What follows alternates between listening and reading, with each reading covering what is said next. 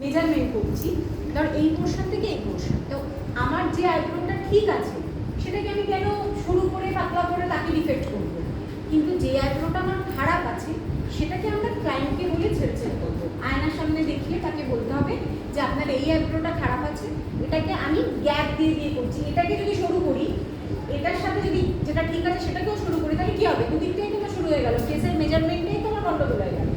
Proper ওয়েতে যখন আমরা আইব্রো ড্রয়িং করি মেকআপের ক্ষেত্রে কী করি, চওড়া করে আইব্রো করি, কেন করি না, ওটা আমাদের ফেসটাকে দেখতে ভালো লাগে।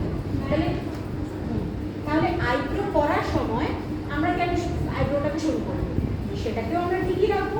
তাহলে আমাকে কি করতে হবে না, যে আইব্রোটা আমার ডিফেক্টিভ নয়, যে আইব্রোটা আমার ডিফেক্টিভ নয় সেই আইব্রোটাকে আমাকে ঠিক রাখতে হবে, তার সাথে মেজারমেন্ট করে যতটা সম্ভব অ্যাডজাস্ট করে যেদিকে আইব্রো ডিফেক্টিভ আছে সেটাকে আমরা অ্যাডজাস্ট করার চেষ্টা করব, না হলে গ্যাপিং দিয়ে দিয়ে করব। এবং ক্লায়েন্টকে বলতে হবে যে 15 থেকে 20 দিনের মাথায় আইব্রো নয়, 1 থেকে 1.5 মাসের মাথায় একটু কদিন ওয়েট করতে, তাহলে কী হবে, যে পোর্শনটা আমার কভার আপ নেই সেই পোর্শনটা ধীরে ধীরে ধীরে ধীরে আমার কভার আপ হয়ে যাবে এবং দুটো আইব্রো আমার সমান হয়ে যাবে। এটা হচ্ছে আমাদের ফার্স্ট কাজ। আইব্রো কোনো ক্লায়েন্টের ওপর আইব্রো শুরু করাটা আমাদের টার্গেট আজ থেকে থাকবে না, তার আইব্রোকে মোটা রেখে সেটাকেই ঠিক করাটা আমাদের টার্গেট। এবার মেজারমেন্টে যাবে। মেজারমেন্ট কী হবে, ধর যার আইব্রো নেই তার আইব্রোকে আমরা কীভাবে সেট কাজ করবে,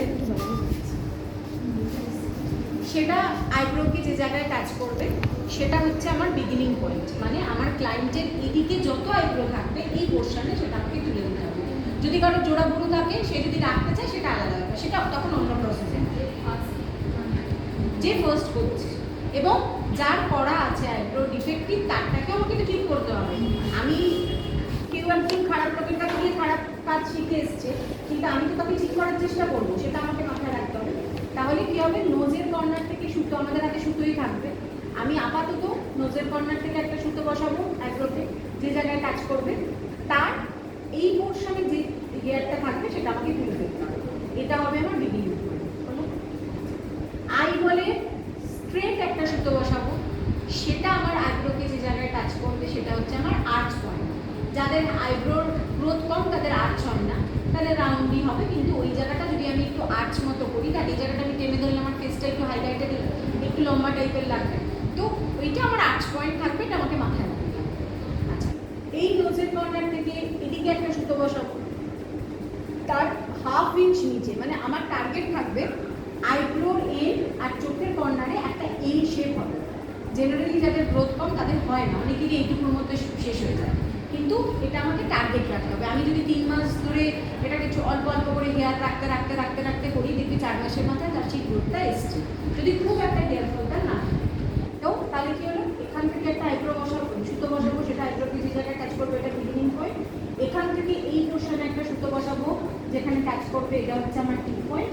এখান থেকে এদিকে সুতো বসাবো, তার 1/2 ইঞ্চ নিচে হচ্ছে আমার এন্ডিং। লাস্ট টাইম বুঝতে পারছো, তুমি দেখতে পাচ্ছ, এদিকে 1/2 ইঞ্চ নিচে হচ্ছে আমার এন্ডিং। ডান দিকের আইব্রোটা হয়ে গেল। সবসময় আমরা আগে ডান দিক করি, তারপরে বাম দিক। এটা কোনো ম্যান্ডেটরি বিষয় না, ডান দিক বা দিক যে এরকমই করতে হবে এরকম কোনো বিষয় না, কিন্তু আমরা সেভাবেই করে থাকি। আচ্ছা বলো, এবার ডান দিকের সাথে বাঁ দিকের কীভাবে মেজারমেন্ট করবো। এই পোর্শনটা তো আমার স্কোয়ার থাকবে, সেটা এগুলো কীভাবে হবে সুতো খেলা শেখাবো তখন দেখাবো। এই পোর্শনটা আমার স্কোয়ার থাকবে, তাহলে এই পোর্শনের সাথে এই পোর্শনটা কীভাবে মেজারমেন্ট করবো, এখানে সুতো বসালে দেখবো এখানে কোথায় টাচ করছে, তাহলে যখন এখানের সাথে এখানে টাচ হচ্ছে যেটুকু এক্সট্রা হেয়ার থাকবে সেটা তুলে ফেলতে পারবো। ব্যাপারটা তো ইজি নয়, যত সহজে আমি বলে দিচ্ছি, কিন্তু পারবো আস্তে আস্তে। আজকের থেকে মোটামুটি 1.5-2 মাসের মধ্যে চলে আসবে, কোনো চিন্তা নেই। এই পোর্শনে যেটুকু হেয়ার থাকবে সেটা আমি তুলে ফেলবো। আচ্ছা, এখান থেকে এখানে যেটা ধরবো সেই পোর্শনে এই উপরে যতটা হেয়ার আছে সেটার সাথে এই পোর্শনটা আমি মেজারমেন্ট করে তার উপরে যে এক্সট্রা হেয়ার থাকবে তুলে ফেলবো। এই পোর্শনের সাথে এই পোর্শনের মেজারমেন্ট থাকবে, এই এন্ডিং পয়েন্টের সাথে এই এন্ডিং পয়েন্টের মেজারমেন্ট থাকবে। এইভাবে আমরা দুটো আইব্রোকে সিমিলারিটি মেনটেন করবো। এবার জেনারেলি দুটো আইব্রোর মেনটেন চট করে হয় না, কারণ একদিকে হেয়ার গ্রোথ কম একদিকে বেশি, তখন আমাকে কী করতে হবে না, তখন আমাকে করতে হবে যে যেদিকে হেয়ার গ্রোথ কম সেদিকে ছেড়ে ছেড়ে করবো। মানে এদিকে ধর 4টে লাইন পুরো তুলে দিয়েছি, ওদিকে কিন্তু 4টে লাইন তুলবো না। তখন ওগুলো কী বলতে, এগুলো যতক্ষণ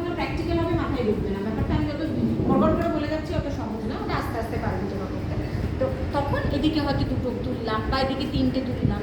এবার কি হয়, আমাদের কি মনে হয় বাবা সবাই আমাকে দেখছে, আমার আইব্রো ভুলভাল হলে আমাকেই দেখছে। কেউ দেখে না, কেউ দেখবে না। প্রথম যেদিনকে আইব্রো করবি সেদিনকে মনে হবে যে মুখটা ওরকম দুধি, তারপরে থেকে তোর ফেস তোর মতোই থাকবে। এবার ক্লায়েন্টকে ওটা তোমাকে কনভিন্স করিয়ে বোঝাতে হবে যে এটা আমার প্রবলেম আছে আপনার, এটাকে যদি আপনি ঠিক করতে চান তাহলে আমাকে এইভাবে করতে হবে। এবার সে যদি বলে না তুই তোর মতো করে দিবি, কারণ সেখানে তো কিছু করেনি। কিন্তু ক্লায়েন্টকে কখনো মিসগাইড করা যাবে না বা তাকে কখনো উল্টোপাল্টা কাজ করে দেওয়া যাবে না। এটা হচ্ছে আইব্রোর ফার্স্ট কাজ। আচ্ছা, এইবার হচ্ছে এই আইব্রোটা আমরা ড্রয়িং করব, ঠিক আছে? দেখে তো ড্রয়িং তোলাই আছে, পাঠিয়ে দিয়েছি।